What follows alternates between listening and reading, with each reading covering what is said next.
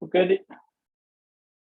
All right. Good evening, everybody, and welcome to our first Twinbrook community meeting of the new year. I hope everybody had happy holidays and wish everybody a happy new year.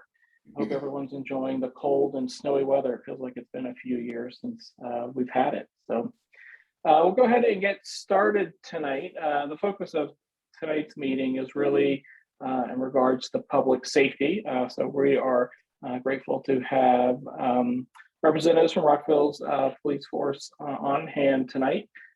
Deputy Chief Latham, Major England, and Sergeant Vallejo, who many of you have met all three before, but they'll be presenting some information specific to Twinbrook and available for a question and answer period afterwards. But before we get to that, we will go ahead and get started actually with the treasurer report. So Lou, the floor is yours. Good evening. The first 3 points of the treasurer's report are fairly boring, but very important. We have to, number one, we have to file an annual report with the state of Maryland every year, and that was filed on January 8th. A copy of it is on our website. There's nothing confidential on there, so we publish it. We remain in good standing as a corporation with the state of Maryland. The second point is the TCA has to file a federal report every year called the 990. That was also filed on January 8th. So we are up to date with our federal and state filings for 2021, and we're in good shape. The third point is that the checking account was reconciled on January 10th. We have just over $1,000 in there. Out on our website is this treasurer's report, as well as our budget. The budget will keep us solvent through the end of the program year. If we want to do big things next year, we need more money. One last point, I would like to thank everyone who paid their dues. There's a list of the people who paid since September 1st out on the website. I especially thank those who paid more than their $12. They're not listed, you know who you are, and we greatly appreciate your support. But I'll just remind you that if we're going to do great things, especially with the bridge over to Twinbrook, more picnics, etc., we're going to need to raise more money. But that's the report. Thank you. Thank you, Lou. The next topic on the agenda is the Rockville City update. Unfortunately, Hjarman let me know last minute that he was not going to be able to make it tonight, so we will skip over that, which I guess brings us to the next regularly scheduled part of our program, which is the police department update from Major England. So I think we can roll that into our main agenda item today, or Major England, you can do it however you want. You can give your normal update and then roll into whatever presentation you have, and then question and answer. But I'll leave it to you. I appreciate it. I think I'm going to defer to Deputy Chief Latham at this time, just for a brief introduction, and then I'll jump in after that. All right. So, Good evening, everyone. Sorry, go ahead. Sorry. These Zoom things are hard sometimes. Actually, Major England and I today were just talking about how we wish we were doing this in person, and it seems like forever since we've done this all together in the same room. And it's a shame. It's nice that we can reach more people through a digital platform, but I really miss the interpersonal conversations and one-on-ones. I know when we end a meeting, sometimes when you're talking one-on-one in a room, you get really to the bottom of some concerns. So anyway, we are still grateful to be here tonight, and we're glad that we're able to find a way to do that amongst the many challenges we're facing these days. I'm Laura Latham, and I'll just give a brief introduction only because not everybody will know who. I'm sure everybody knows Mike England is, since he was around when the horses and wagons and stuff in Rockville, but sorry, Mike. I am the Deputy Chief of the Police Department. What does that mean? That means I answer to the Chief of Police and oversee all areas of the Police Department, and as well as the emergency management for the city of Rockville. So tonight, Melissa and Mike kind of talked about, shared a couple of topics they wanted us to go over. Major England's going to go over some of the crime statistics and that they wanted us to talk about. And I thought it was a great time for you all to meet our new Detective Sergeant Ed Vallejo, So he's going to talk a little bit about some of the concerns, obviously, with the events involving the shootings in Twinbrook. So it was a great opportunity to kind of bring some different faces around and just talk about some of the areas of concern. And I think most valuable will be at the end of this when you all are able to ask questions. And just because this meeting is over doesn't mean that's where it stops. If you come up with different things later on that you think of, feel free to reach out to us. So with that in mind, I'm just going to talk about a couple of the issues that were presented us to talk about. Back in not too long ago, in January 10th, at about 8:50 in the morning, we received a call for a subject who was on the ground on the sidewalk of Meadow Hall and McCullough Drive. The units responded priority, meaning lights and siren. And when they got there, they found a 59-year-old white male who was deceased on the sidewalk.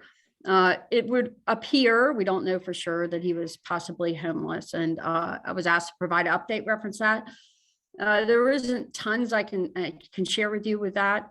One, it's an active investigation not handled by Rockville City. It's handled by Montgomery County Police Department. And two, the autopsy results are not back yet. Toxicology alone takes a tremendous amount of time.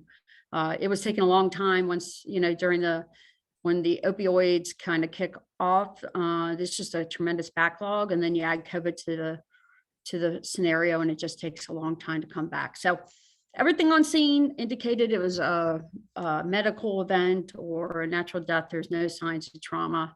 I guess the only concern I have, obviously, was that the time of day, and we received one phone call, and he had probably been there for a little bit on the sidewalk. So we talk about see something, say something. I would imagine by that time of day, hope that people would have seen that, and we didn't receive any other calls. So that would be my one ask with that event, that even if, maybe somebody thought it was a homeless person sleeping or something, please feel free to call us and let us determine what's going on. But at the same time, reference that homeless, if you see a homeless individual, we are kind of asked to talk about what we would like to see you do. Obviously, if there's some sort of life endangerment issue or some sort of life safety issue going on, obviously 911 is the way to go. And because it's recorded, I'm actually going to read that there's a phone number, a hotline, homeless hotline, but I can also provide it to Melissa and Mike so that it can be put out later. And that is 240-907-2688. 240-907-2688. And that number can be used from everything. You're just concerned, you've seen a subject around, or it could also be used if you know somebody who's facing some homeless or unsheltered challenges. So it can also be to seek resources, but also can be an avenue to just report some concerns. And they have entire groups of outreach teams through Department of Health and Human Services that go out and visit individuals. And it's I'm sure everybody in this call knows it's a lot more to it than being sheltered.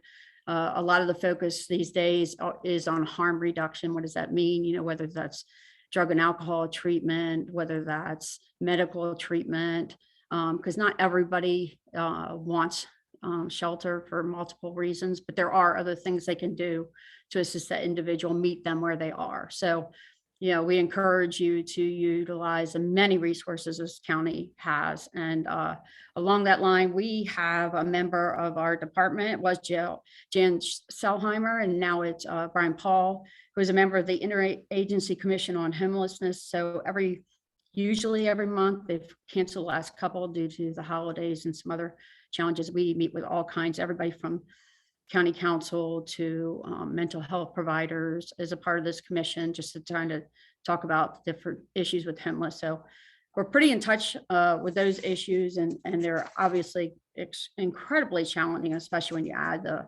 COVID issues on top of that, to that. But one thing I thought, I'll just throw one more statistic at you, reference homelessness, I thought was interesting. When I was grabbing the number for the Interagency on Commission on Homelessness, I saw the annual report had just recently come out, and I'm sure that's available for viewing, but I thought this was interesting. They do a count every year, And in 2012, which is the earliest count I could see we had 982 unsheltered or homeless individuals in the county. In 2021, we had 577.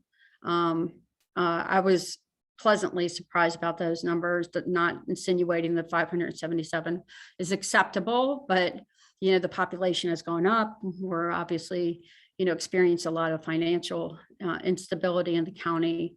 But I think that the many resources put towards the issue has obviously helped. There's still more work to be done, but I thought you might find that statistic to be interesting. On to the next topic that we were asked to talk about, and that was about Narcan. And for those of you who may not be familiar with that is if somebody is using an opioid and even intentionally or unintentionally overdoses, Narcan can reverse those effects. There's a string of laws that were created in the state of Maryland to protect people who encounter an individual who have overdosed, or even the person who overdosed themselves.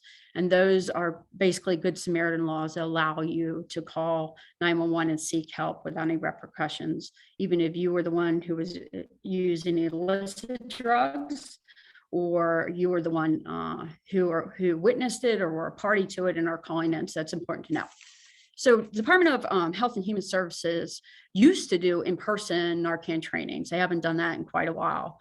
Again, every once in a while, COVID's provided better opportunities, and I think in this case it has. They do regular Narcan trainings online. It's about an hour and a half. And then after you're done the training, anybody can attend the training. There's no, you don't have to demonstrate that maybe you have somebody struggling with substance abuse in your life, but you can just elect to attend this training, no questions asked. And after you've completed it, you can get, they'll actually send you the Narcan or tell you where you need to pick it up, either of those. It's really important to attend the training. There can be some significant effects after somebody receives that. People react differently, and you just need to be prepared for what could occur. And those dates, the next one I believe is actually January 25th. It's an hour and a half. There's a whole host of dates available, and I can also send a link to that, but it's under Department of Health and Human Services, Save a Life. That's where that's located. If for some reason somebody in your life or somebody that is involved with opioids and are unwilling to do training, there is a nonprofit called Next, N-E-X-T, who will send you Narcan. Again, that can be found on the internet without the training. It's not recommended, but if there's no other way you can get Narcan in the hands of somebody who needs it, that's an option as well. So what's interesting, I got the numbers for the county. I do not have the Rockville ones divvied out yet. All the end of year stats are not done, but I thought this was a somewhat interesting stat, and that the fatal use of opioids or result of using opioids in 2021 was actually down this year significantly. Again, I think this goes towards a lot of these programs, awareness, Narcan getting into hands of all kinds of people is working, because the overdoses were up a good amount. So not that any number is acceptable on either of those. It's obviously lots more outreach we need to do and work in the area, but at least we are seeing a reduction or some reduction in loss of life and the tragic opioid epidemic that continues to haunt even here in Rockville. And the last area that I'm going to talk about before I'm going to turn it over to Major England, which kind of dovetails in, is the loud exhaust issue.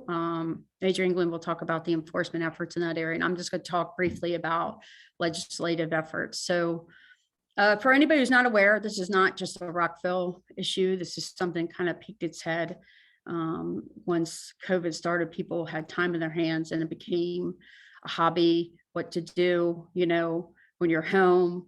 And one of the things that people kind of took up were working on their cars in their driveway, buying these kits online and modifying their vehicles and then meeting up in vehicles because it was safe to do. You know, you're 6 feet apart, you're away from each other. And generally speaking, the type of individuals, generally speaking, that we're dealing with they're kind of everyday people who are not necessarily involved in the criminal justice system in other manners.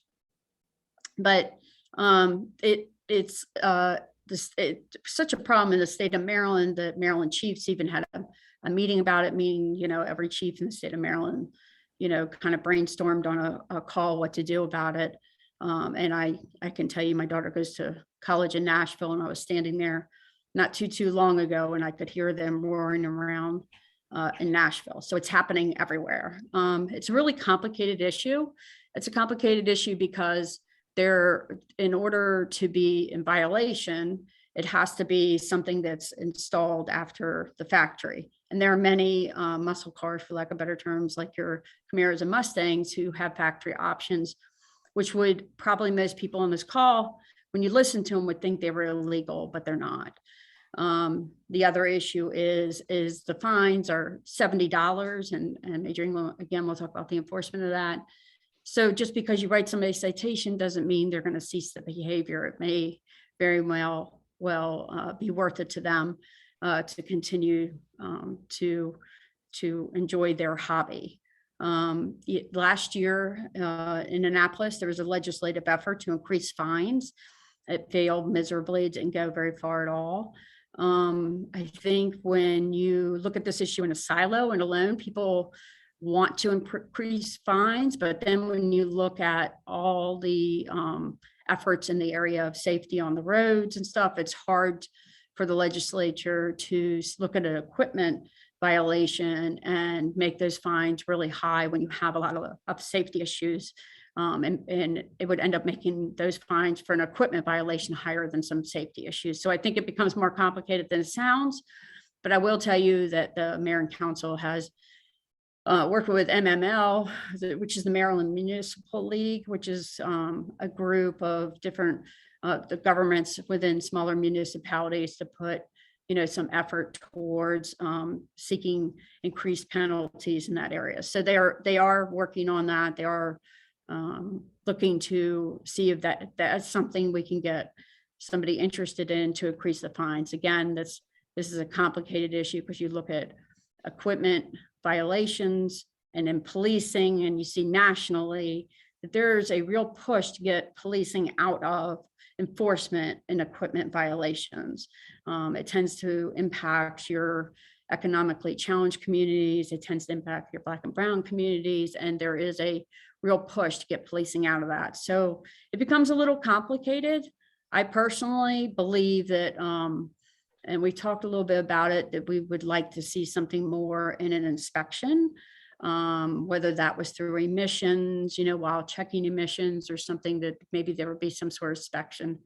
But that's way out of the Rockville hands. It's a state of Maryland thing. It's been brought up, but that too becomes more complicated because emissions have been pushed to kiosks. There's only a few action. Those kiosks obviously couldn't check a vehicle for loud exhaust. But anyway, so it's again, a complicated issue, a lot of foot.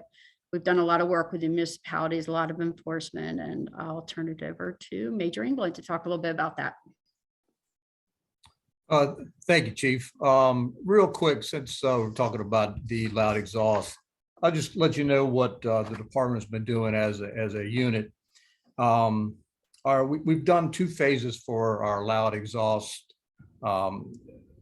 enforcement. One we did as an overall patrol, and then on top of that, we actually put out overtime details for officers to go out and with an extra push to see if we can. We're not going to solve the problem, but maybe stem it a little bit. So what I'd like to do is just share with you a little bit of background first. And the deputy chief mentioned this earlier, but there's actually 5 different sections of charges that we could actually place against a motorist who we've deemed to have loud exhaust. And that's in addition to the state equipment repair order. The state equipment repair order requires the individual to take their vehicle to an inspection station and have it inspected. But we found that that's really not solving the problem, because they're really looking to see if the individual has modified their exhaust to circumvent the emissions control.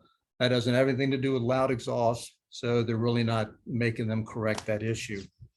And as the deputy chief said, there is a fine. It's only $70. Only one of the 5 sections actually carries a penalty of 1 point, which would be classified as a moving violation. But the patrol teams during most of the year of 2021, they issued 24 state equipment repair orders and 250 citations. On the other hand, the overtime details, they fared a little bit better. They actually issued 324 citations, and they only issued 5 state equipment repair orders. We feel that the traffic citations carry a little more weight because it requires them to actually, pay a fine and hopefully, maybe correct the problem, but we're not going to solve the problem. And I think what the deputy chief said is right. It's going to fall upon the backbone of the legislators to see if they can't do something as far as maybe inspections. As you know, in the state of Maryland, once you buy a car and you have it, you're never required to get it inspected again, versus like state of Virginia, where I believe it's every 2 years that are required to get it inspected. So that's where we're on the loud exhaust. We are trying, and we do our best on that. So moving on, I'll just go ahead real quick and do and I say quick because I still have to go feed my horse. So, anyway, I'm going to talk about real quick first. I'll talk about the December crime stats. During the month of December, we've had 3 reports of theft from autos, and these are fairly, common. As we said, it's always, the cars are unlocked. But in this particular instance, between the 23rd and 26th, there were actually a couple of times the individuals actually forced their way into cars. We did have a theft of vehicle parts, and that wound up being the catalytic converter. I'm sure a lot of you have heard of the issue about the catalytic converters. They got some precious metals in the catalytic converters, and they seem to be a target for folks that want to make a quick dollar. We did have 1 motor vehicle theft, and that occurred in the 200 block of Cedar Lane. Someone stole his pickup truck in the evening of the 22nd, and vehicle was recovered during a DUI stop in Silver Spring. That was it for mostly what we call the Part 1 crimes. The minor crimes that we did have 2 DUIs, and we also had 5 cases of simple assault. One of them was actually unfounded. The other 4 were basically a domestic related instances. So but we classify those as assaults, even though they are domestically related. Let's see here. I've got other information here for you, reference to our calls. There were 53 calls for service in the month of December. That's a little bit down from compared to historic numbers, which is good. And there was 1 act of a sex offense, but that was 2 individuals known. They were juveniles, both attending Richmond Montgomery, and that's basically all we can really say about that particular instance. So that was for the month of December. What I did do is I asked our crime analysis, Chris Germiller, to kind of give us an overview of the 6 months from, say, July 1 to the end of the year of what was going on. In looking at this, it really wasn't a whole lot of different. There was as I mentioned earlier, a catalytic converter trend. There were actually 5 of these within the 6 months. Looking at Toyota Priuses, and 3 of the thefts actually occurred on Rockland Avenue, and they were within three days of each other. During between July 23rd and August 4th, we found that there were quite a few there were actually 11 vehicles in and around Twinbrook, theft from autos. And most of those actually were unlocked. And again, people leaving equipment items in the cars and leaving their cars unlocked. More serious, we had one burglary, the 1000 block Crawford Drive, and we had 2 thefts and 3 domestic assaults during this reporting time. And I believe that was basically it as far as the calls for service go.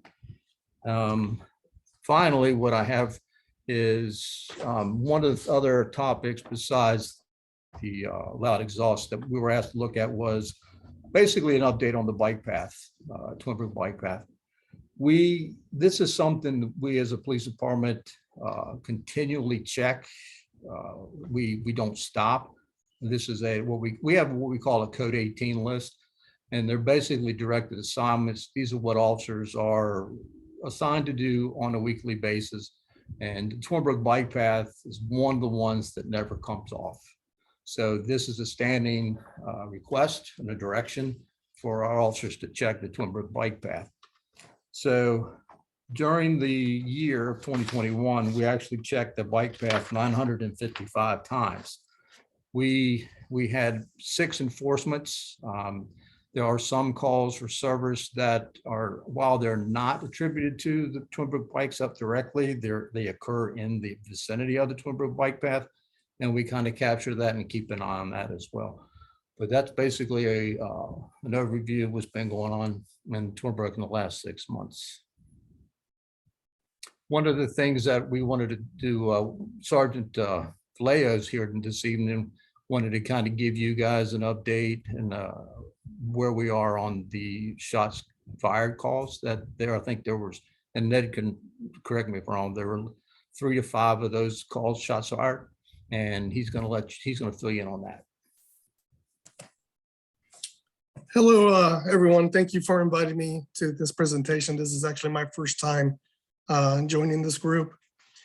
And like Major England said, we actually have noted 4 cases specifically that were in almost the same area in Twinbrook, near Twinbrook. I can start off by going back to the first one. I'll go in order as oldest to newest. The first one that got the report is dating back to September 16 of 2021. This one was Calvin and Dean Drive. And this one was a confirmed shooting. There was shell cases that were actually collected by our officers and our detectives that went out there. And what has been done with this case particularly is there was firearm analysis was requested on the shell casings that we collected and found. And I don't know if you guys know, but this takes a really long time. We're actually still waiting those results. And what they do is they swab them for DNA. They check the shell casings for any type of evidence and markings to figure out what kind of gun this actually was shot off from to help us eliminate maybe potential suspects in the area. So unfortunately, we're still waiting those results and we haven't heard anything back yet, and it could still be some time before we hear anything back. Our detectives also applied for a geofence search warrant. And basically what this is a reverse location search warrant that's applied through the court system. The judge actually has to approve it through the courts.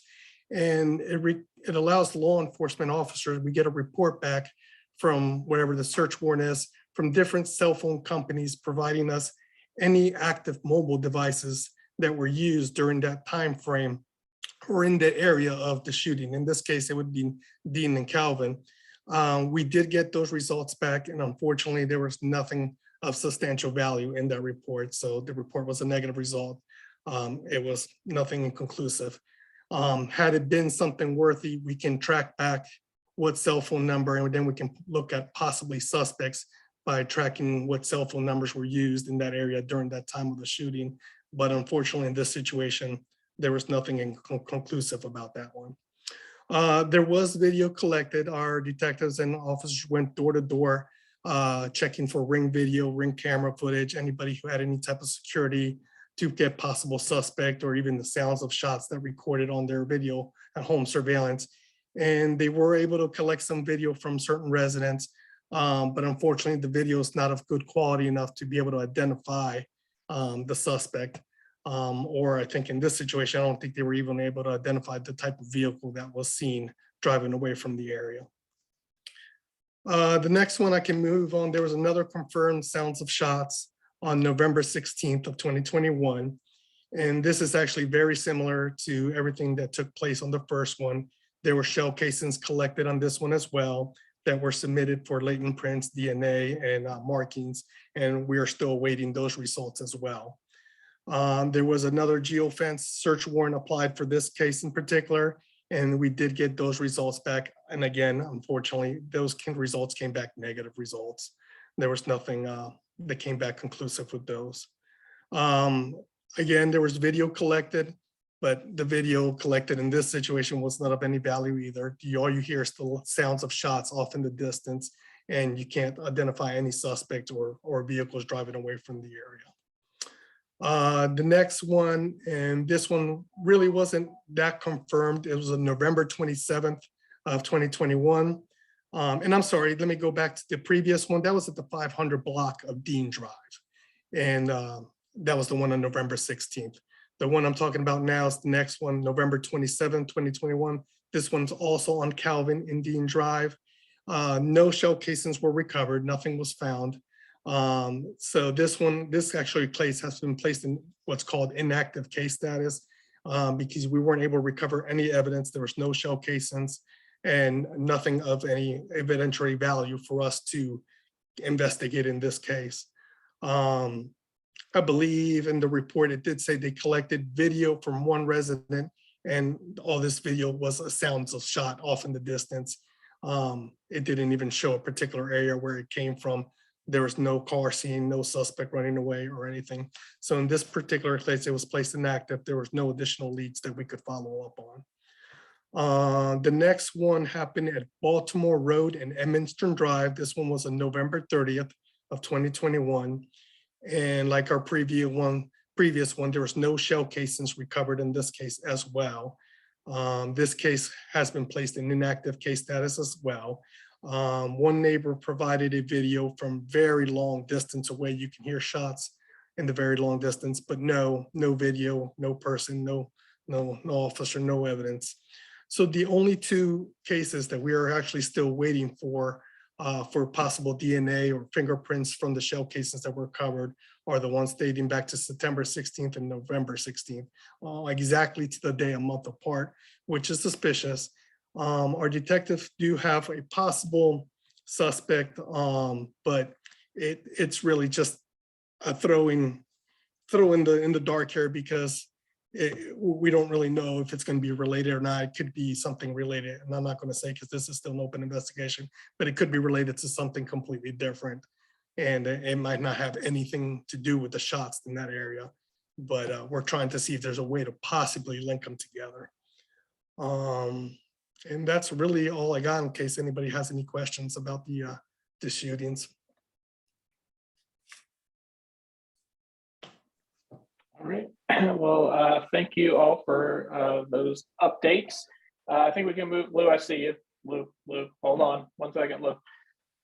We'll move to the question and answer portion. So if everybody could use the raise your hand feature. So top right, click on 3 dots and raise your hand. We can go ahead and ask any questions or make any comments. And we'll start with Lou, who I see is very eager to say. So you're on mute though, Lou. Am I on mute? Yep. Can you hear me? Yep. So was it the same caliber shell casings in the month apart? Yes, it was. Thank you. You're welcome.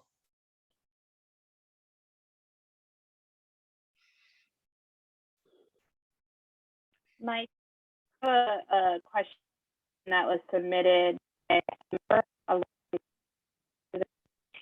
that question. Sorry, I didn't. You broke up there. I didn't catch that.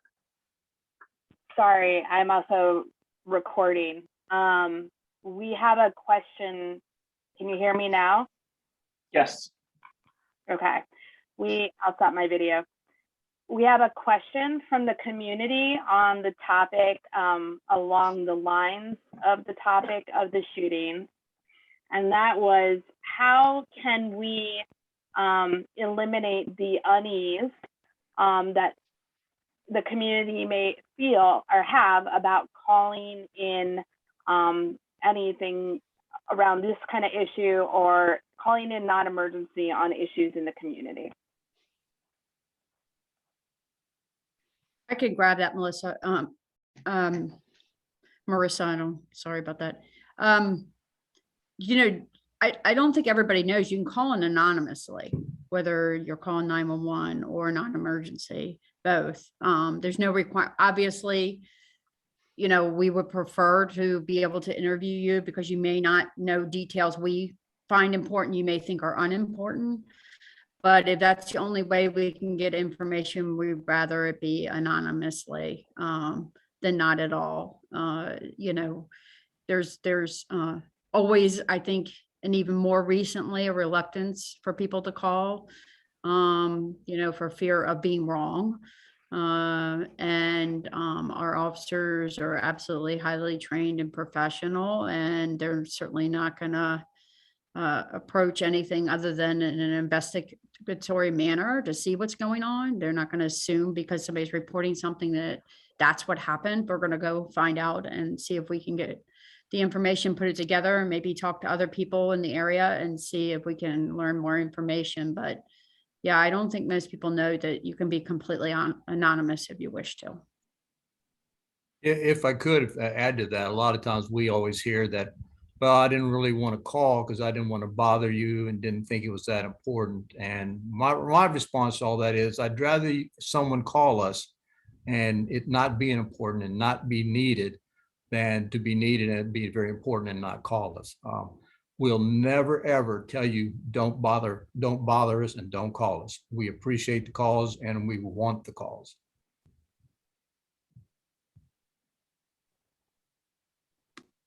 Thank you. Any other questions?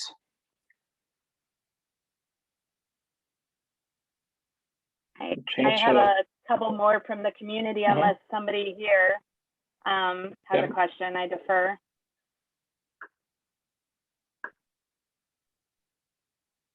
Go ahead. Yeah, Marissa's our public safety lead for Twinbrook, and she collected some questions from the community beforehand. So we'll fill. If no one's going to step forward, we'll go ahead and put those forward. I'm happy to, under the guise that people wanted to ask their questions anonymously. So we talked about the loud exhaust issue and how we hear that along 355 and Veers Mill. But we had quite a few questions come in on speeding on Veers Mill, probably more so than 355, speeding on Veers Mill and on First Street. And can you talk a little bit about that? In addition, we also got questions about speeding on residential roads. And if you could talk a little bit about what you are seeing with regards to an increase in speeding.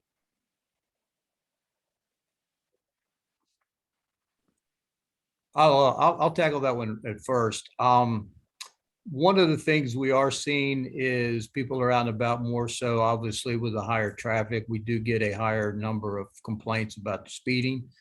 One of the things we do is we send out the information to our officers and letting them know, hey, we've got a complaint at this location.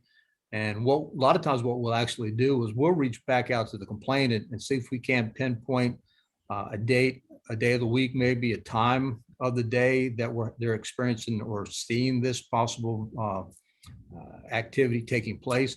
So that helps us deploy our resources more efficiently. So we can try to be at the right place at the right time and maybe see if there is in fact a speeding issue. If we do go out and we do realize there's a speeding issue, we take a look at a couple of things. Why is their speed? What can we do to reduce this? Is it through our speed monitoring system program? Most of you know it's speed cameras. Or is it an engineering issue where maybe we get our traffic and transportation folks from Department of Public Works involved and maybe looking at mitigating some of the environment and doing it through engineering.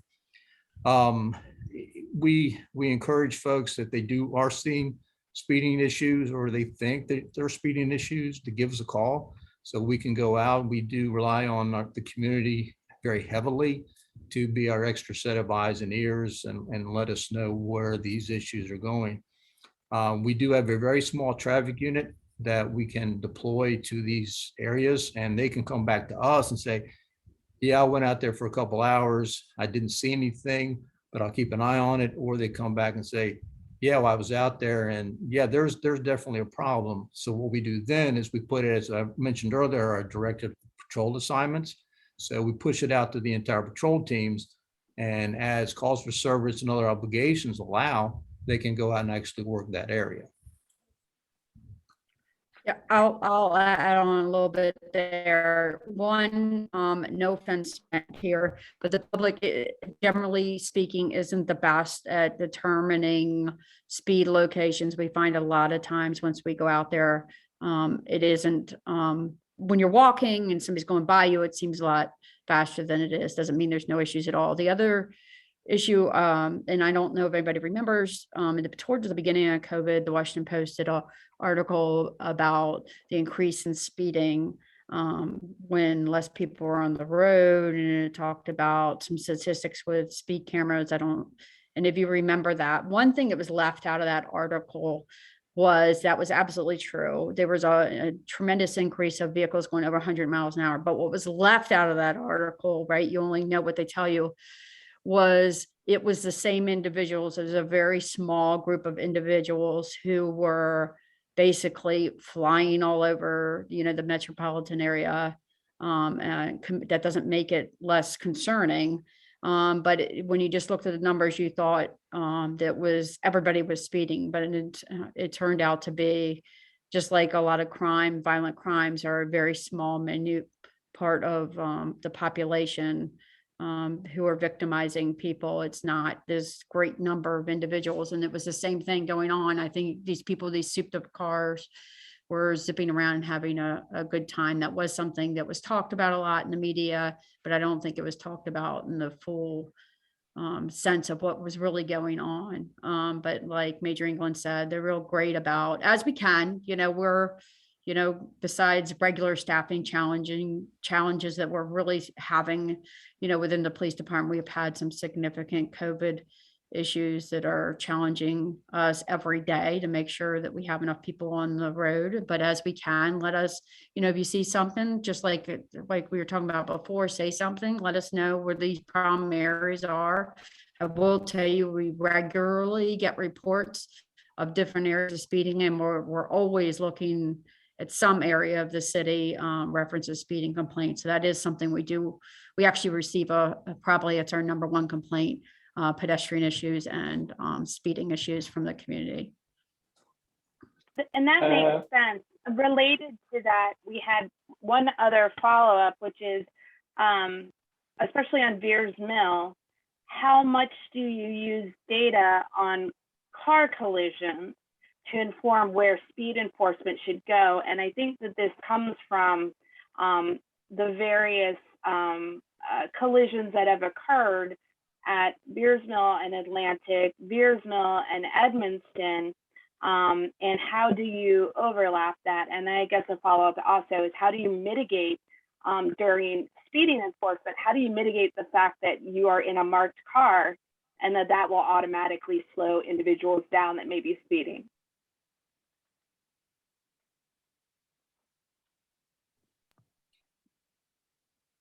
I can take part of that. Mike might want to Okay. Add on to that. So any of and Marissa, this better probably than most people, any serious collisions with serious injuries, there's an extensive investigation done, which includes, looking at the black box and doing all kind of algorithms and everything else to figure out exactly what happened.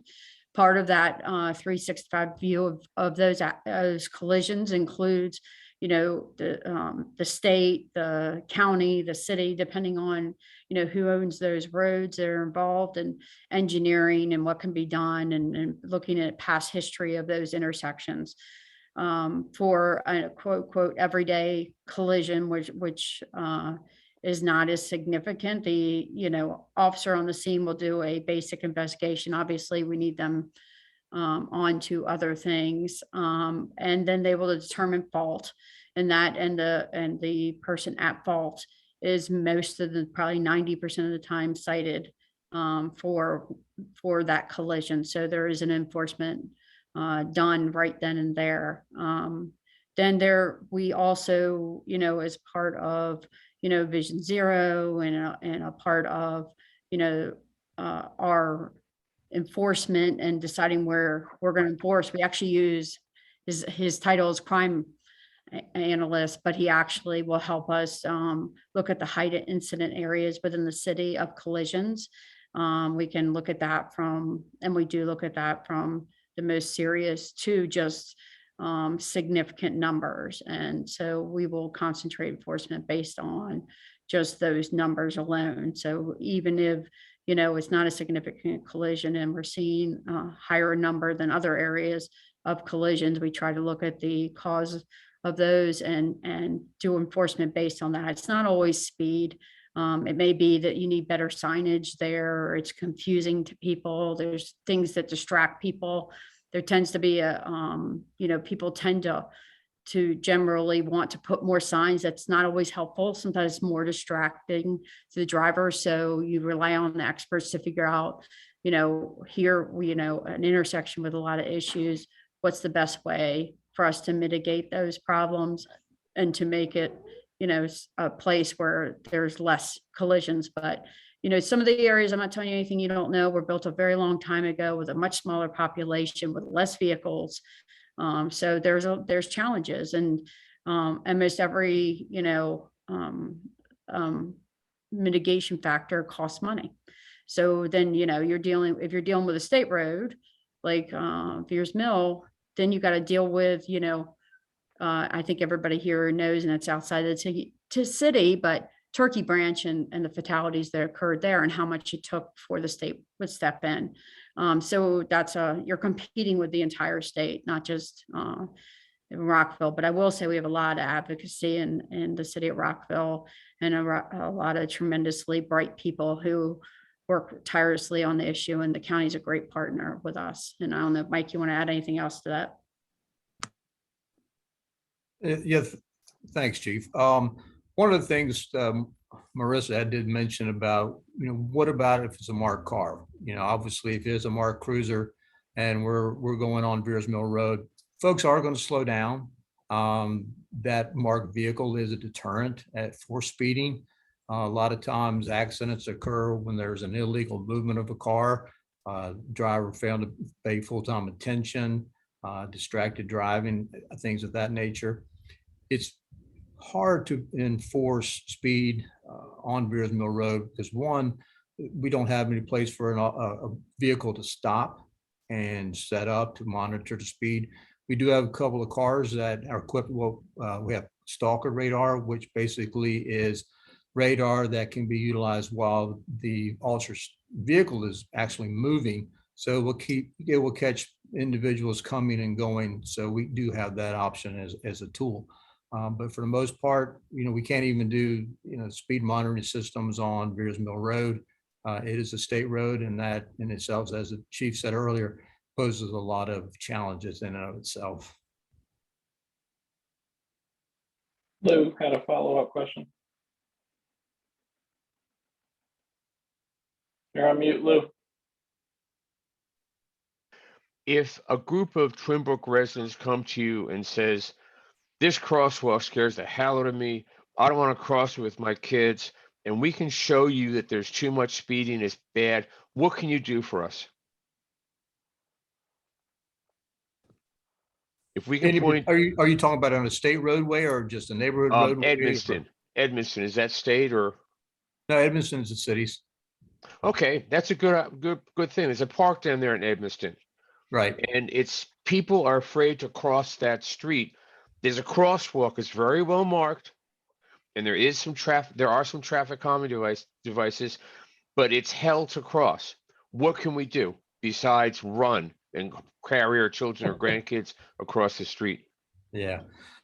The thing is, one of the challenges for that particular location, you're talking about for Hillcrest Park, is it's not at an intersection per se. It's, it's basically mid-block, and that in itself, causes us some challenges. I don't really have an answer as what we can do to prevent it. Obviously, as a pedestrian, you have to exercise due care. As motorists, the same thing. We have to be cognizant of our pedestrian traffic. And we can, in the past, we've set up actually, we haven't done this in a while because of COVID, where we would go and have officers detailed to locations trying to, monitor pedestrian traffic. They would hand out pedestrian safety brochures. We caught somebody, even a pedestrian making a violation, write them a written warnings and bring it to their attention. Hey, you as a pedestrian also have to be aware, because if you get into a contest with a 2,000+ pound vehicle, you're going to lose each and every time. So we try to educate the folks, the pedestrians, as well as the motorists. So your answer is nothing.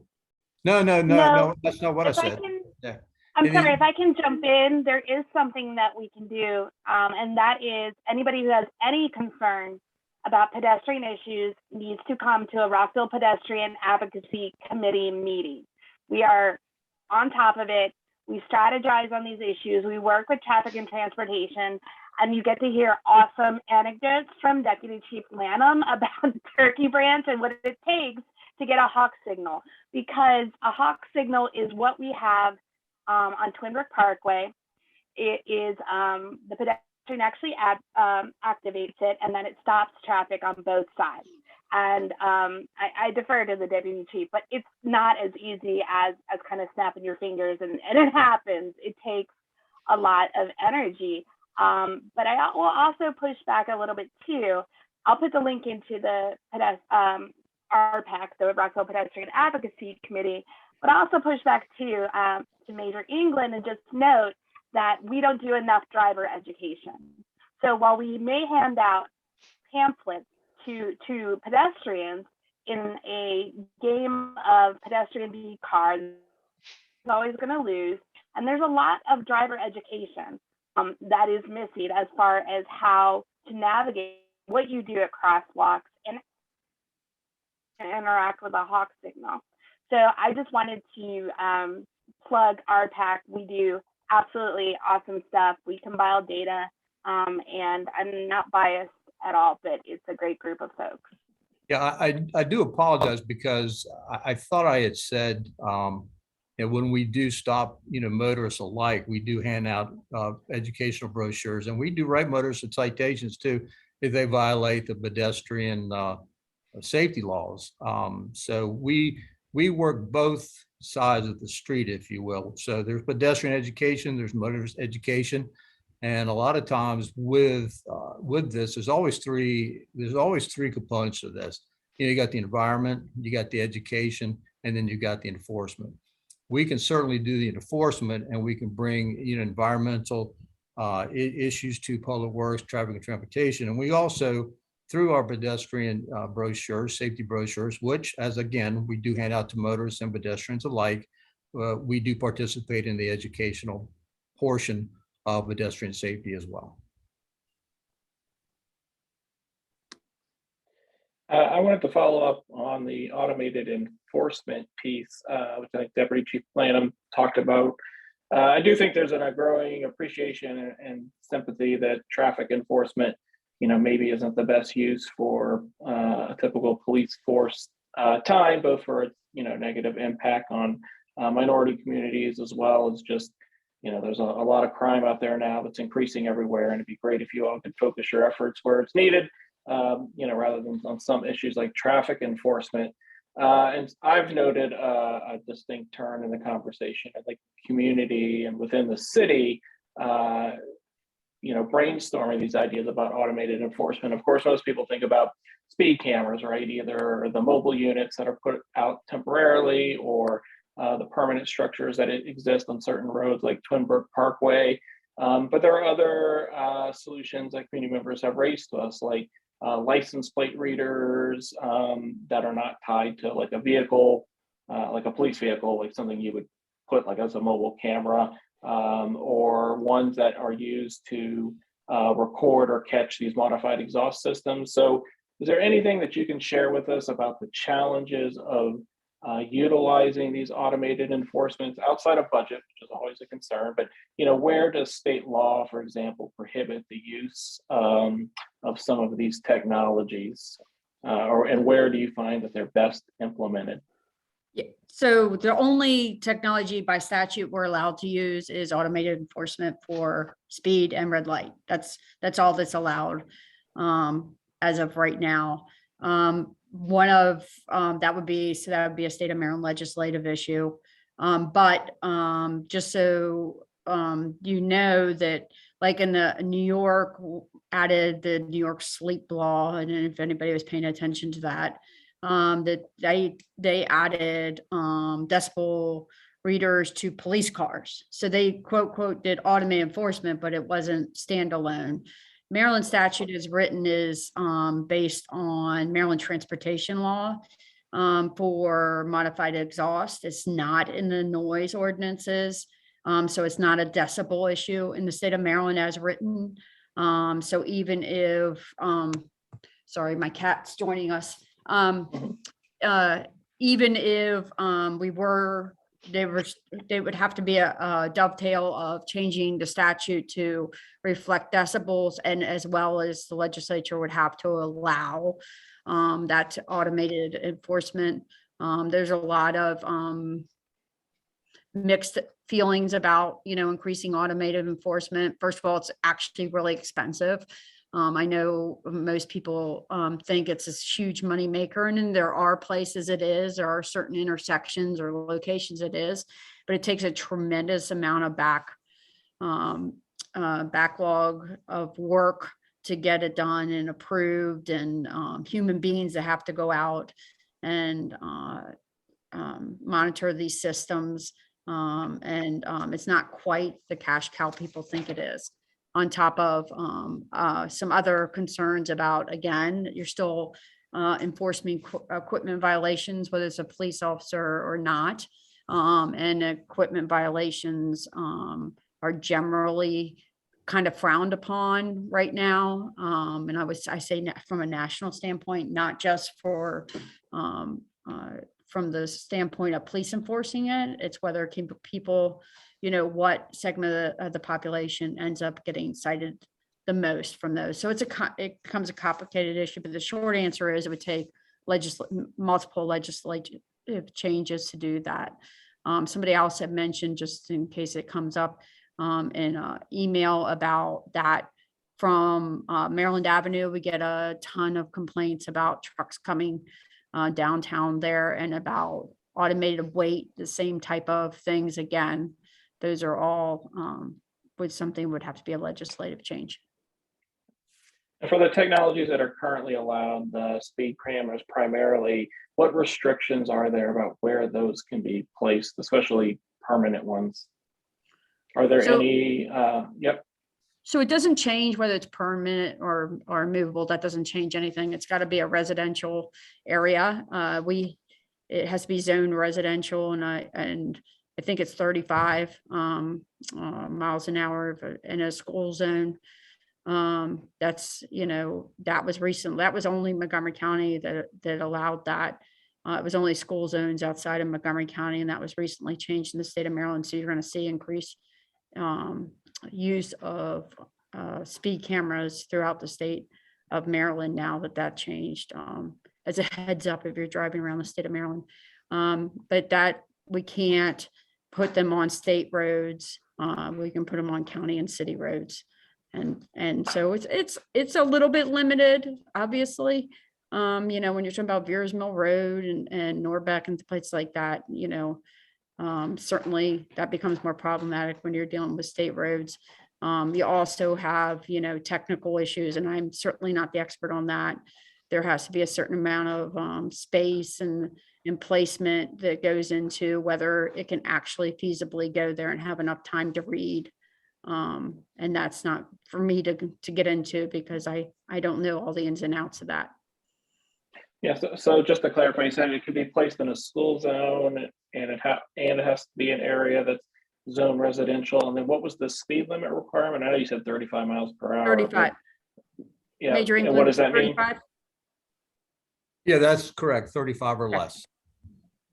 That's what I, Okay. All right. Any other questions? Looking for raised hands. Vincent has his hand up. Vincent? You're on mute, maybe.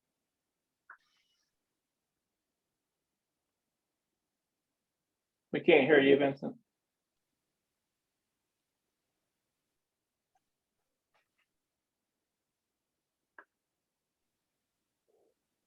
Vincent, Looks like he's I having have- technical difficulties.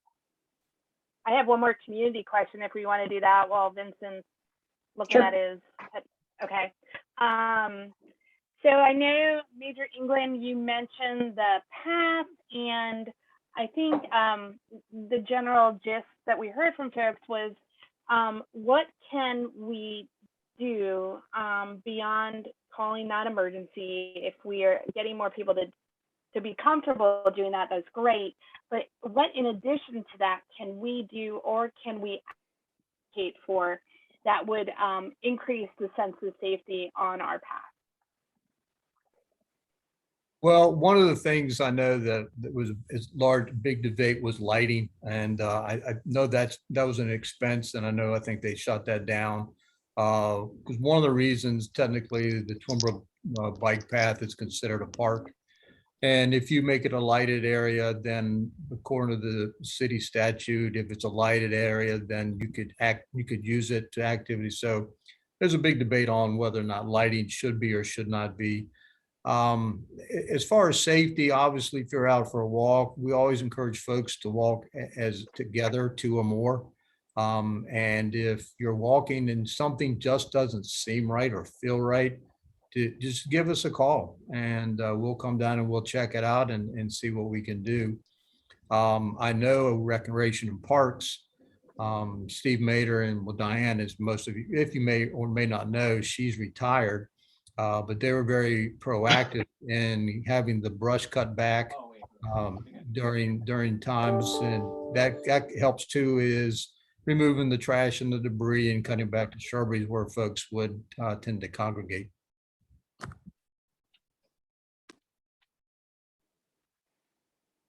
All right, Benson, are you online now? Yep, we can hear you now. You can hear me now? Okay. Yeah. So it's related to the path and what are the rules about drinking? And we see that there's just a lot of empty bottles and cans, alcohol consumption clearly happening behind the post office. Is that illegal, or is that what are the rules around that? And is that the sort of behavior that you're talking about that we should call and report if we're seeing it? To answer your question, is it legal or illegal? It is absolutely illegal to consume alcohol in public. Can't have alcohol in a city park. Don't even have to be drinking it. All you have to do is if the container is open, that's illegal. Yes, if you do see folks that are consuming alcohol, you don't confront them. Just give us a best location you can possibly give us, a description, number of people that are involved, and we'll come down and we'll address it. But it's absolutely illegal to consume alcohol in a city park. just to add, I want to clarify a little bit in there, and that is, it's a citation.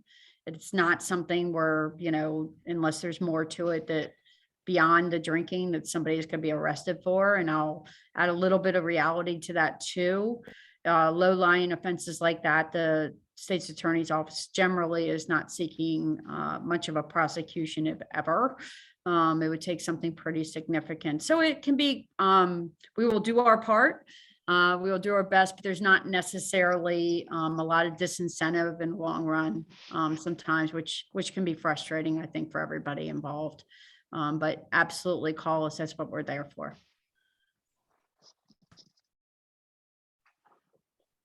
All right. Anyone else?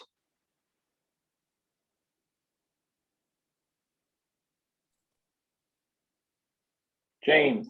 Hey, so this is a lower level question, not up to the sort of shootings and whatnot that we've been talking about. But I was going to ask if anybody from RPD on the call right now had any information about the walk to school day and the participation with the elementary schools for walk to school day, for possibly getting somebody to come over to one of the elementary schools over here on our side of town. Usually on the walk to school days, usually the schools reach out to us, and when they reach out to us and want us to participate, we usually staff that. I know Twinbrook has done so in the past. Bell Elementary, Ritchie Park Elementary has always asked us. Last year, obviously with the COVID and everything and the schools, it didn't happen, but all the school has to do is reach out to us and ask us to participate. We'd be glad to do so. All right, great, thanks.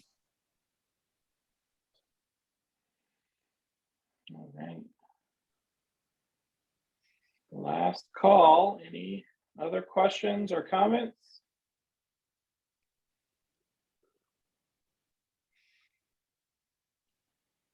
All right. Well, if not, on behalf of TCA and Twinbrook, I want to thank Deputy Chief Latham, Major England, and Sergeant Vallejo for their time this evening to update Twinbrook on matters related to public safety, and as always, to thank you for everything you do for our community and to keep it safe. Thank you very much. It was our pleasure. Thank you. Thank you. All right.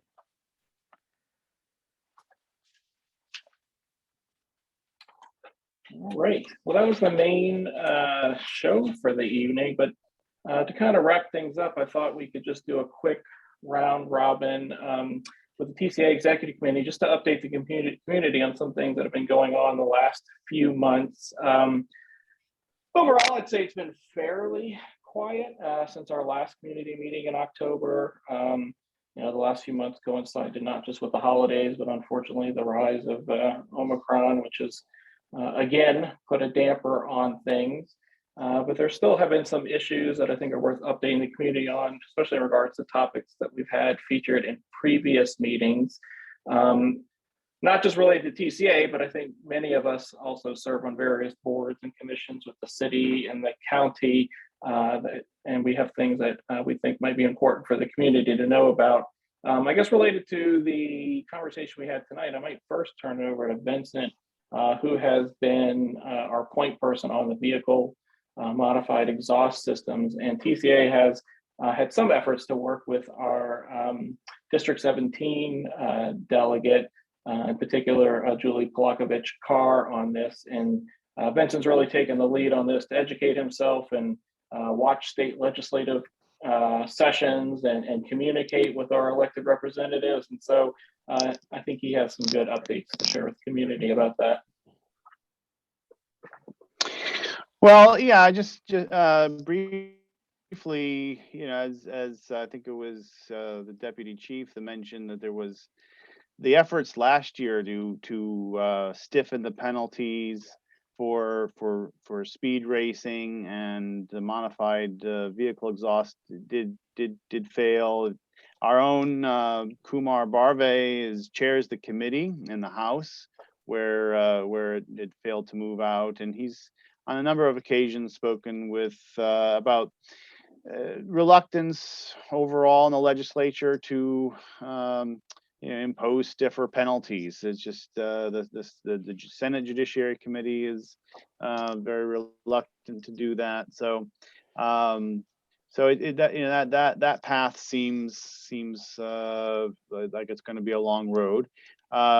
Julie Polakovich Carr has been looking into some of these automated enforcements and trying to incentivize even some local companies to expand their technology. So there's the companies that do the speed enforcement get them, to put them on notice that, hey, there may be an interest in the state for automated enforcement of the vehicle noises as well, if that can, you know, if there's a way to do that. So that's the thread that she's pulling on now for us. And Mike and I wrote her recently to encourage her to continue with that. But it is this issue is one that is it's not just Twinbrook, but it's throughout the city and really the region that the leaders are really hearing an awful lot about it. And I think we heard tonight there's frustration on the part of police that state law is such a hodgepodge of things that and makes it, the state law really doesn't enable a whole lot of enforcement in this area. So it's the signs, the efforts really need to be at the state level to enable local communities to enforce these, and really to view it as part of the whole Vision Zero, and making our roads places where that are not only dominated by vehicles, but by other users, and including pedestrians, and because this noise issue is very much linked to safety as well. So that's where things stand with that. But not much more to add than what we heard tonight, which actually I thought the deputy chief's synopsis was probably one of the better ones of the issues surrounding this, was one of the better ones I've heard. So I think we all benefited from that tonight. Thanks, Mike. Thanks, Vincent. Any questions for Vincent on that? We'll move to James next, only because I know James has several little ones he's always juggling during these meetings, so I want to be respectful of his time. James serves on the the Housing Rights Commission for the city of Rockville. He's also active in the county on housing issues. He's been active in the county with the Thrive 2050 plan, which we received an update from Casey Anderson at one of our meetings last year. So James, is there anything you'd like to share with the neighborhood? I can give a little bit of what's going on with housing sort of at the county level with the city right now, with RHE, Rockville Housing Enterprises, our public housing authority. RHE is wrapping up the rehabilitation of the Fireside Park Apartments, and we'll have the last couple of buildings done fairly quickly. Hopefully early, sometime in the spring, I imagine, given the schedule, it'll probably be, I would imagine we'll probably get to early summer before we're all finished over there. That's actually going to be, I just going to be a big ahead of schedule and under budget, which is great. From the county, Thrive 2050 is the general plan. If you're familiar with Rockville 2040, which we just happened, Thrive 2050 is a similar thing for the county-wide. They're debating it now in the county council. Currently, they're going out to the advisory committees for comment. So there's several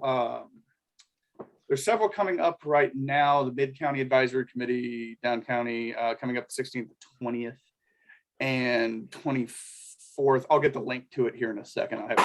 I have only about 47 tabs open on my web browser, so I'll find the right one and I'll put it in the link. I'll put the link in the chat in a minute. I would imagine that there will probably be a vote on approving the general plan for Thrive sometime in March or April, possibly. They're going to have, like I said, they're doing the advisory committee, the county advisory committees right now, and then they'll probably go back to it's gone through the committee, the Fed committee. So it's basically the full council now. It's up to them to call for the debate and vote within the council. I imagine probably late February, March is when you'll get something there. And we'll have a new general plan, something to replace wedges and corridors, which was established sometime in the late 60s, 66, I think. Don't get me lying without having to check the numbers. So we need something, updated for now. Otherwise, not a whole lot going on else on the housing front. They're a little slow with like half the council running for county executive right now. But that's about it on the housing front and RG front. If anybody has any questions, please. Any questions for James? All right. We'll go move up to Lou next. Lou, is there any updates? I You're on want to go mute. back to something that was said earlier. Mhm. Is anyone else totally flipped out by the fact that some Yahoo came into our neighborhood and blew off shots 4 times in a row and no one's running around with their hair on fire?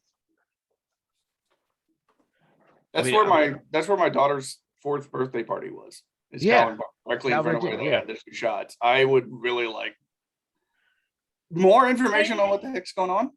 Yeah. Yeah, Also, it seems like it's like the same place. yeah, it Yeah, is. on It's within public 2 blocks. So And 1 I want month to apart? speak up. Yeah, let Marissa has, except you're breaking up, Marissa, we can't hear you. Let me stop my video again. Sorry. Is that better? Yes. Yep. So there's a couple things here. Ongoing investigation. Okay, so there's not going to be details that can be provided, and while that's frustrating, it's an ongoing investigation. The second thing that I don't know if Sergeant Vallejo, the county has been called in to do this as well, because it does not have all You're the breaking up, resources. Melissa. You're breaking up again. You're breaking up. We can't hear you. No, he did not say that 2 were closed. He said that 2 did not come back with usable information.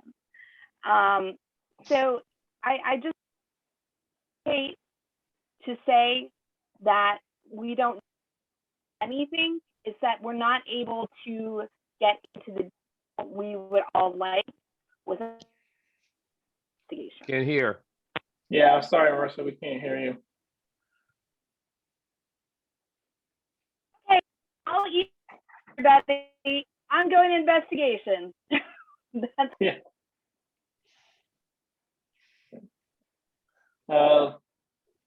2 of the investigations are closed. 2 So are I think what ongoing. I heard is that, what I heard is that they had 4 separate incidents where people reported hearing a shooting. 2 of them, they did not recover any evidence to move forward with, no shell casings, no usable video evidence. And the other 2, they recovered shell casings, which they've sent for forensic analysis. They're still waiting on results. And they also got some video evidence, but none of that was usable. So the 2 that are still open are the ones where they've recovered shell casings. That was what I understood from her update. So the guy knew to pick up his brass the last 2 times. Yeah, that's what you do. Didn't they say they had 1 weak suspect? Yes. Yeah, he said they have a suspect in mind, but it's too early, or they certainly couldn't share anything with us about whether the person they have in mind is tied to these incidents at all. They're still trying to establish that, is what I heard.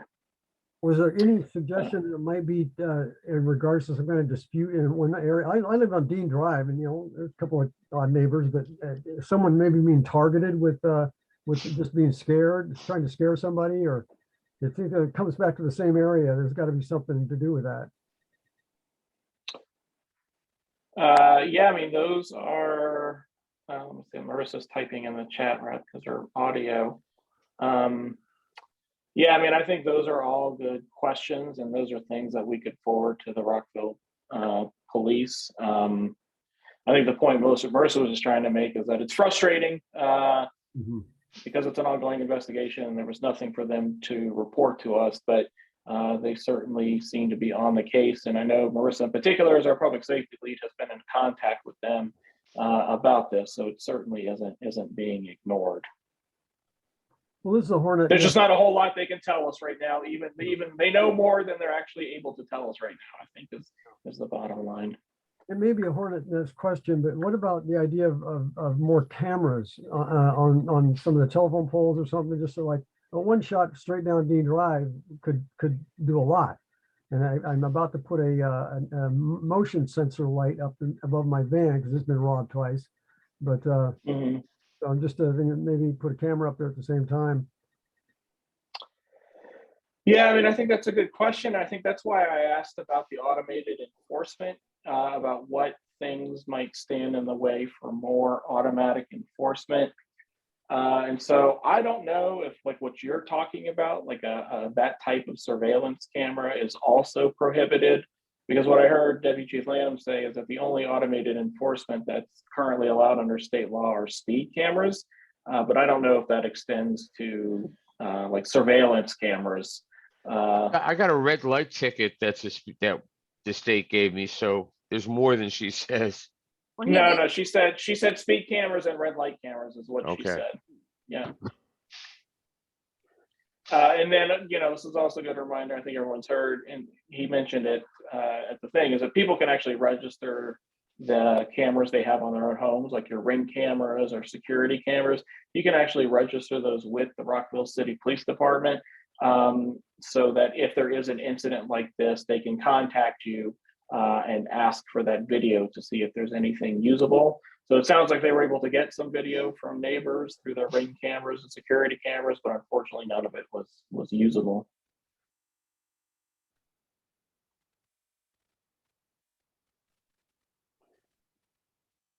Right. Marissa, I don't know if your audio is working, but Marissa, as she mentioned earlier, she serves on the Rockville Pedestrian Advocacy Committee. I'm on my second term, which will end here at the end of the month, and then I'll be off. But related to Twinbrook, there are a couple of items I think the community should know about. One, the Traffic and Transportation Commission petitioned the state to study the section of Veers Mill between Twinbrook Parkway and I think it's Edmondston, where the speed limit is still 45 miles per hour, which is different from Edmondston to 355, where it drops to I think 35 miles per hour. So you might be screaming towards Twinbrook on Veers Mill, especially through that wide open part of Veers Mill where it goes through parkland, and yet the speed limit doesn't decrease as you enter a much more built up neighbor part of the road that goes right through our neighborhood. So that request was submitted to the state last year. I can't remember when. And the last update I got is they had not yet looked into that. So we will continue to press them on that. But if you have any thoughts or opinions on the matter, please feel free to email me about that, because your voice would be important to push that forward if you support that. At the last Traffic and Transportation Commission meeting, a commissioner brought up the intersection of Dodge Street and Veers Mill, where you can, a lot of people cross there by the church, and especially students, to get to like Richard Montgomery. And so there was actually a request that came out of the Hungerford neighborhood to have the state, to see if the state would be willing to look at any pedestrian improvements in that area. We're not aware that that's been an issue where an intersection where there's been any accidents or pedestrians hit, but Twinbrook might be one of the only neighborhoods in the city where a significant portion of kids that attend Richard Montgomery can't take the bus because of how far they live.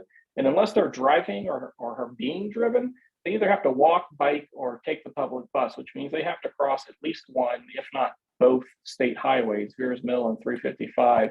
And that intersection, even though I've never crossed it on foot myself, whenever I cross it by a car, I do know how wide and dangerous it seems. So the hope is the state will look at that intersection as well. But if you have any experience with that intersection, if you've had students that currently use or have used it in the past that have issues, or if you have ideas, again, please feel free to email those to us so we have that information to share with the state.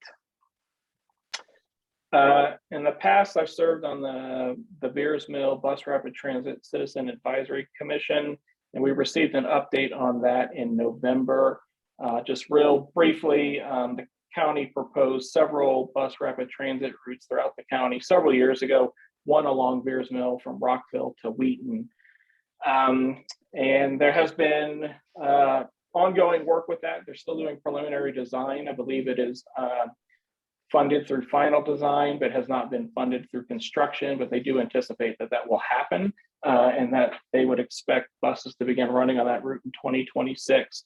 The primary impact to Twinbrook is that there would be, I think, 3 stops in Veers Mill through our neighborhood, one at Twinbrook Parkway, one in Atlantic Avenue, and one at Edmondston.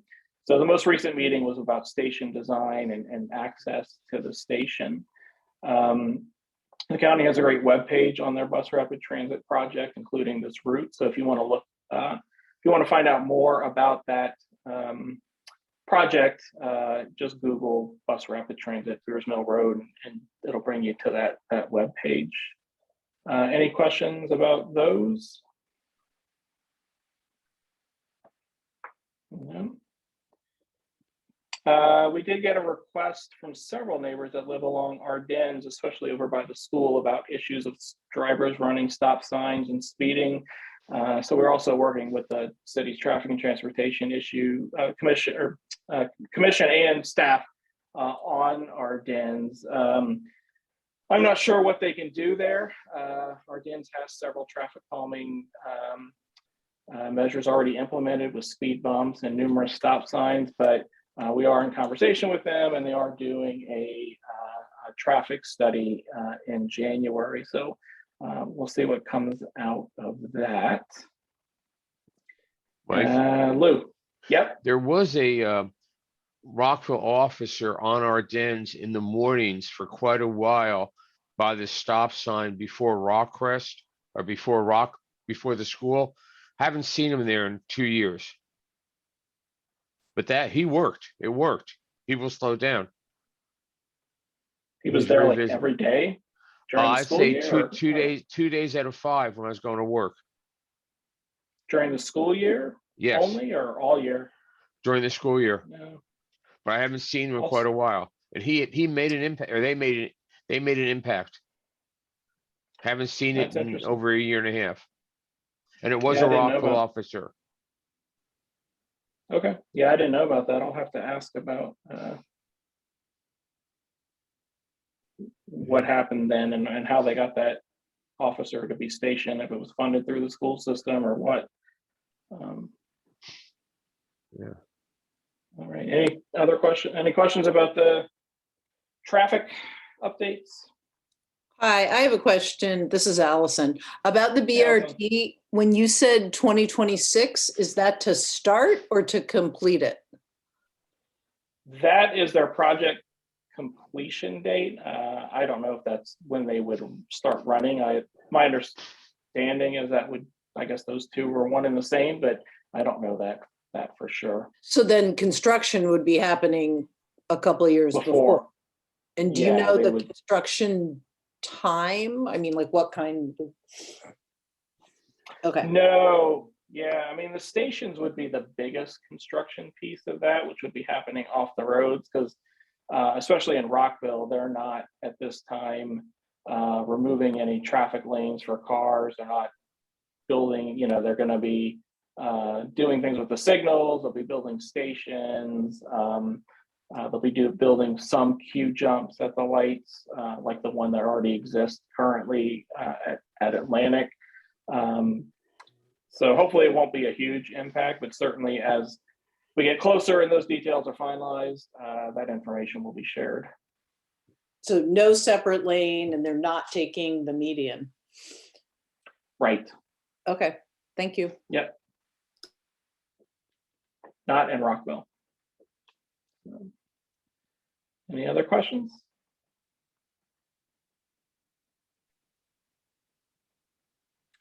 The last thing I would say is that our next community meeting is currently scheduled in April, and that traditionally serves as our election of TCA officers. So if you are interested in becoming more involved in the neighborhood, becoming more involved with TCA, volunteering your time, we would love to have you on board. We have a couple of executive officer positions that will be open. We also have several committees like public safety, traffic and transportation, land use, if those are your passions that you can get involved with. We definitely need more people involved, more energy, more ideas. So, please think about it. If you want to talk it over, if you want to ask, like, what does it take? What kind of time commitment is there? Feel free to email or give me a call, and I'll be happy to talk with you.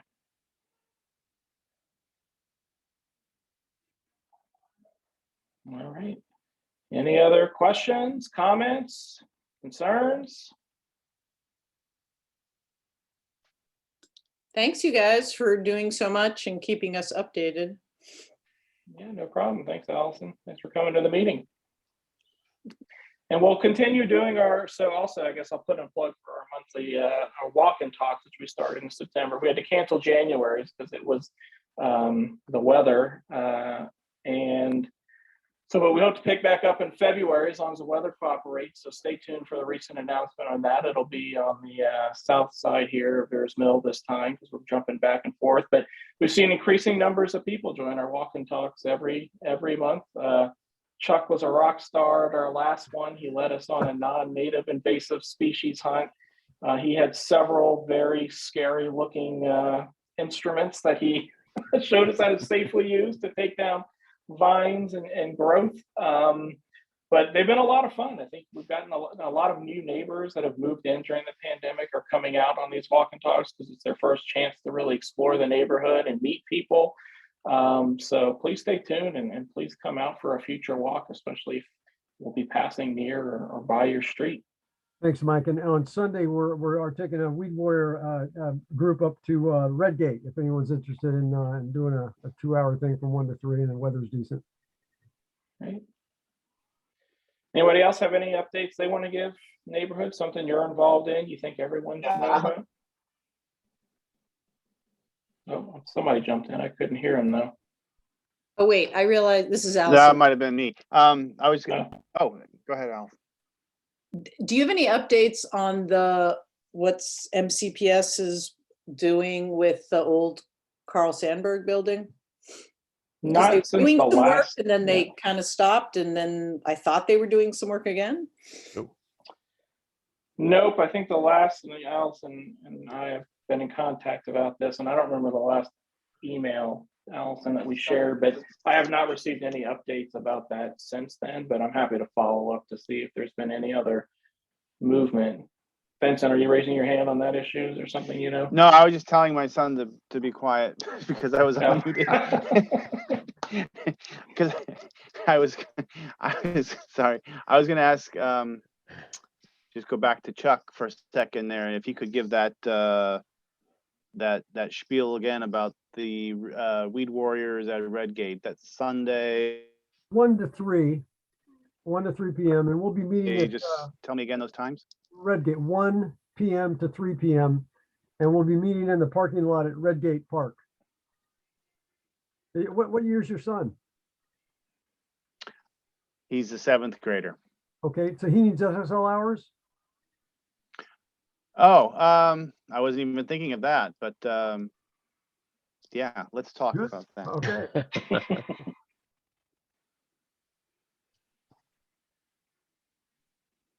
And thank you, Allison, too, for mentioning the Carlson. I think that's kind of dormant now. We haven't, as Mike said, we haven't heard anything recently about that. Yeah, no, Yeah. I don't think we can wait for them to tell us because they never will. I think we just have to ask them again. What they're doing. Yeah. Yeah, they're not really big on outreach. Communication's been an issue. They're having a tough year for sure. Yes. Yeah, I know. I'm a teacher. I'm feeling it every day.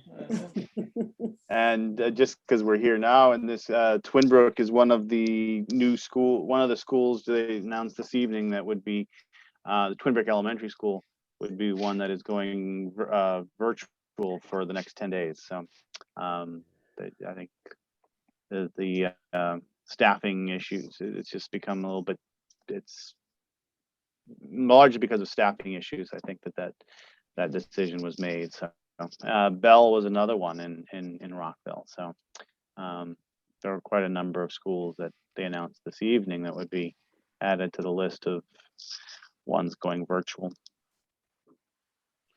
Allison, where do you teach? Northwest High School. We're not going virtual, but that's fine with me. What do you teach? English, mostly to new immigrants. So yeah, no, I don't want to be virtual. No.